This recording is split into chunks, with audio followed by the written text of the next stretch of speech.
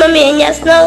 కొత్త రకమైన స్నాక్స్ చేస్తున్నాం. చిన్నప్పట్లో మేము ఎక్కువగా మా నాన్న మా మమ్మీ చేసేదన్నమాట స్నాక్స్ అయితే. కందులు కానీ పెసలు కానీ అదే ఎక్కువగా చేసేది. నా దగ్గర కందులు లేవు, పెసలు ఒకటే ఉన్నాయి. నేను పెసలతో ఇలా పెసల్ని ఇలా దోరగా అంటే కొంచెం బాగా వేయించుకోవాలన్నమాట. వేయించుకున్న తర్వాతకి ఇది ఇలా కొంచెం గ్లాస్లో ఉప్పు తీసేసుకొని కొంచెం ఇలా వాటర్ వేసేసుకోవాలి. ఉప్పులో కొంచెం ఎక్కువ కాదు, కొంచెం వాటర్ వేసుకొని ఇలా కలిపేసుకొని ఈ పెసలు వేగిన తర్వాత ఈ ఉప్పు నీళ్ళని కొంచెం కొంచెం ఇలా